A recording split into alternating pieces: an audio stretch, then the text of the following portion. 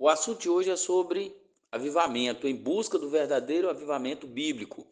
Não tornarás vivificar-nos para que o teu povo se alegre em ti? Senhor, mostra-nos o teu amor e estende-nos a tua salvação. Salmo 85, versos 6 e 7. Não há dúvida de que, se o avivamento tarda, é porque a oração está sendo negligenciada. Nada atemoriza mais a Satanás e ao inferno do que o crente que ora. Leonardo Ravenhill. O avivamento bíblico não pode ser produzido pelo homem.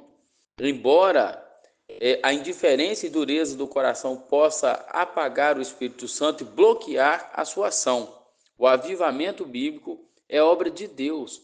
E o que acontece quando Deus está agindo em uma comunidade, ou na vida de uma pessoa, de uma família, de uma igreja? Quando um avivamento genuíno está acontecendo em uma comunidade, as evidências são claras: choro, quebrantamento, arrependimento pelos pecados, abandono do pecado, amor por Deus, pelos irmãos e pelas missões. O coração duro é quebrado, o comportamento é transformado, o Espírito Santo opera maravilhas em nome de Jesus e o nome do Senhor é glorificado. O verdadeiro avivamento enfraquece as obras do diabo e liberta os pecadores. Dr. Mark Lloyd Jones diz que quando Deus se levanta, seus inimigos se espalham. Esta é a história de todos os grandes avivamentos. E essas são as principais características do avivamento bíblico, do avivamento da Bíblia. Eram produzidos em dias de ausência moral, quando o pecado estava muito elevado, então ausência total ali de espiritualidade, da moralidade. A visão começava no coração de um servo de Deus, é sempre assim, um servo de Deus começa a orar, começa a ler a Bíblia, começa a invocar o nome do Senhor. A palavra de Deus e a sua proclamação era a base do avivamento, então sempre é na palavra de Deus que as coisas começam, e começa na igreja do Senhor, entre a comunidade dos santos.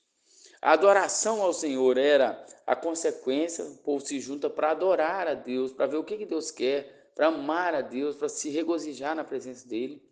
Os princípios pagãos sempre eram destruídos, então, princípios pagãos, fortalezas, ídolos, isso era queimado, destruído, e havia então uma reforma ali entre o povo, entre a comunidade. O pecado era extinguido, o povo abandonava e odiava o pecado. Aliás, o amor a Deus leva-nos a odiar o mal, como diz o Salmo 97, verso 10. Os sacrifícios voltavam a ser oferecidos a Deus. Hoje, o sacrifício que Deus quer é a nossa vida, a nossa casa, a nossa família, nosso louvor verdadeiro em espírito e em verdade. Havia também voltava a alegria, o povo voltava a ficar alegre na presença de Deus, e a nova atitude do povo era recompensada com uma grande prosperidade. A gente vê isso no Antigo Testamento, também no Novo Testamento, quando uma igreja está orando, uma família está buscando a Deus, ela normalmente prospera em todos os sentidos. E o nome do Senhor, isso é o mais importante, o nome do Senhor era glorificado. Em nossos dias, nós precisamos orar urgentemente por um mover de Deus, por um avivamento. Nós estamos desesperadamente precisando de Deus. E isso acontecerá quando o povo de Deus começar a orar e ter uma vida de comunhão com o Senhor. Quando eles começarem também a ter consciência do seu estado espiritual. Porque às vezes a pessoa não ora porque ela não tem consciência do estado espiritual deplorável que ela se encontra, a beleza que ela se encontra. Então nós precisamos orar mais, adorar mais a Deus, adorar de verdade, ter mais compromisso com Deus, com a palavra, com a casa de Deus, com as missões, uns com os outros. O avivamento, ele traz vida, ele renova a igreja, ele reforma as vidas. E nós precisamos orar para Deus trazer vida para o nosso meio. E a vida é Jesus. A gente precisa orar a vida que é Jesus atinja, que a vida que é Jesus atinja as nossas comunidades, os nossos lares. Nós precisamos também de uma visita de Deus em nossa casa, igreja e sociedade. Devemos orar então por um avivamento, a começar em nós, como diz o cântico, a começar em mim. Quando Deus deseja fazer alguma coisa, Ele leva o seu povo a orar. Buscar-me-eis, me achareis. Né? Invoca-me no dia da angústia, eu te ouvirei. Se o meu povo se chama pelo meu nome, se humilhar e orar e buscar a minha face, se converter sobre os maus caminhos, eu ouvirei do céu. Buscar o reino de Deus e a sua justiça. A gente vê vários textos falando sobre isso. O povo de Deus precisa orar, buscar o Senhor. Você tem orado? Como está a sua vida de oração?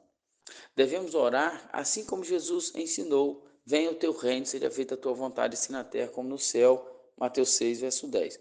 A igreja precisa de vida, e a vida é Jesus. E Deus não se agrada de obras mortas.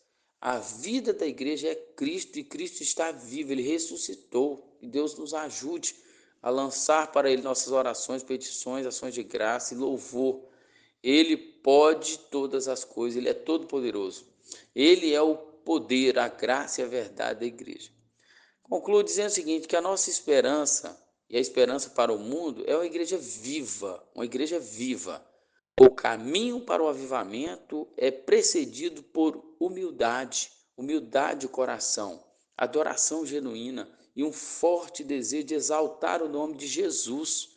E é isso que Deus exige do seu povo. Ó homem, ele te declarou o que é bom.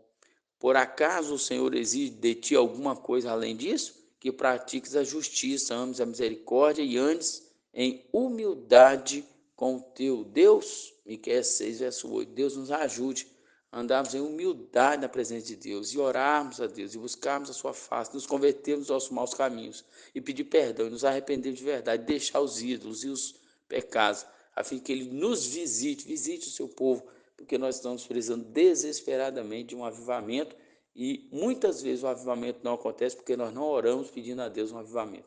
Que a igreja possa buscar um avivamento, que possamos nós, os cristãos, ao invés de ficar brigando com as pessoas, buscar um avivamento genuíno.